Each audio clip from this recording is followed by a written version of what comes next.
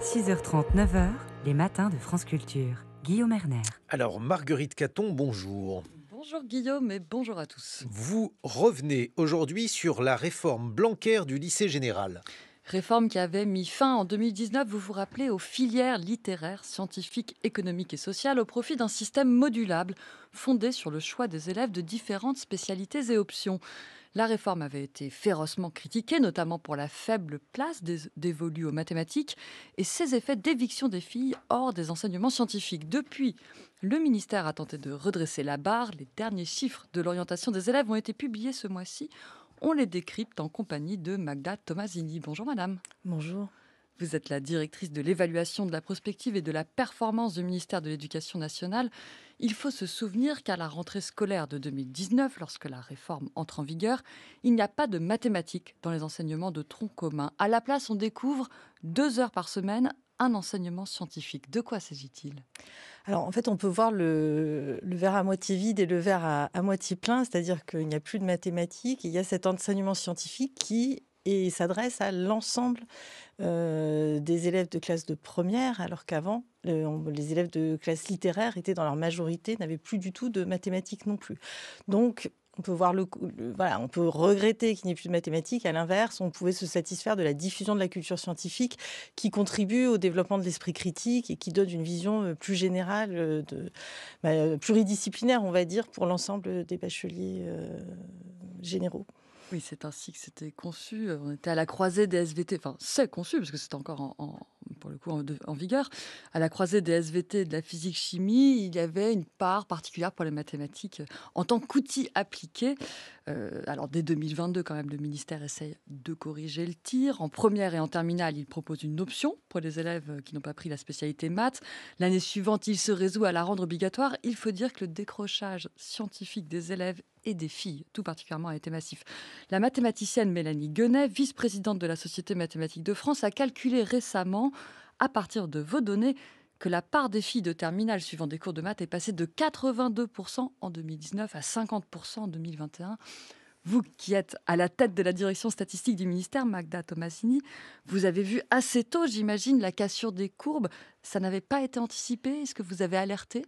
Alors, je n'étais pas à l'ADEP à l'époque. Alors, ce qu'on voit en 2019, en fait, on observe un comportement assez conservateur des familles dans l'orientation.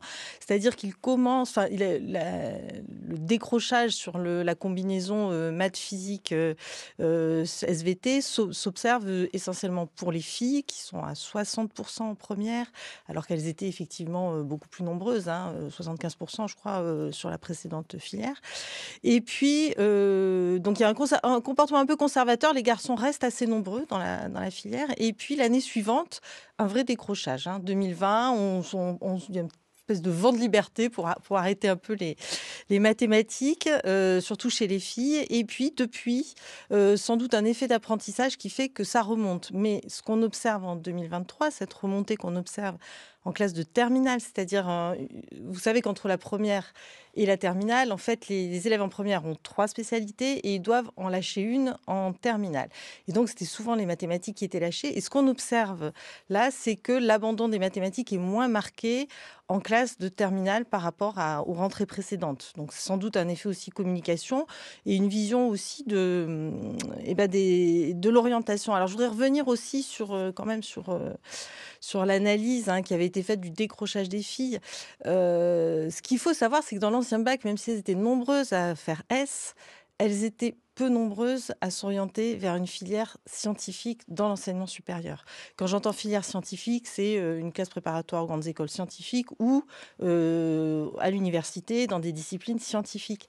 Et cette orientation, cette part des filles qui s'orientent vers ces filières scientifiques dans l'enseignement supérieur n'a pas changé, en fait. C'est-à-dire que dans l'ancien bac, beaucoup de filles prenaient la filière S, mais c'était pour ne fermer aucune porte. C'était la voie d'excellence et elles avaient davantage d'intérêt pour la santé, pour les études de médecine notamment. Et maintenant, elles font SVT, physique-chimie, et c'est pour ça qu'on a quand même rajouté un enseignement d'options maths expertes ou maths complémentaires pour elles en terminale. Alors, vous l'avez dit, les chiffres remontent un peu, un léger redressement. Plus d'élèves choisissent la spécialité maths, et puis le grand abandon lors du passage en terminale commence un peu à se résorber. il reste quand même assez massif puisque en 2023, on est à 65% de spécialités maths en première, on atteint 43,7% en terminale. Donc il y a quand même vraiment une grande chute à ce moment-là. Il faut encore plus communiquer. Vous avez parlé des effets de communication. Il faut aussi entendre, les choix d'orientation et vers quoi se projettent, les jeunes, hein. Alors ils gardent les mathématiques complémentaires, hein, ce qui permet de se maintenir et puis aussi de maintenir la technicité pour pouvoir mener des études scientifiques. Mais je pense qu'il faut aussi entendre les choix d'orientation dans le supérieur. Si une matière est moins demandée pour telle ou telle filière, on va avoir tendance à l'abandonner.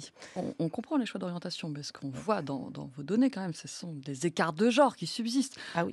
Les garçons choisissent pour 57% d'entre eux la spécialité maths. Le premier choix des filles, ce sont les SES.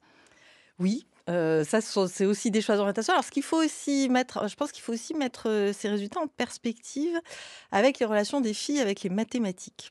Alors, vous savez que dès le CP, en fait, quand les filles entrent au CP, faut remonter vraiment, c'est un processus d'orientation sur lequel il faut remonter très loin. Donc, à l'entrée au CP, les filles sont meilleures que les garçons en mathématiques. Et en mi-CP, ça s'inverse. Ça s'inverse durablement, c'est-à-dire que les garçons sont meilleurs en mathématiques tout au long de leur cursus et on le voit aussi dans PISA.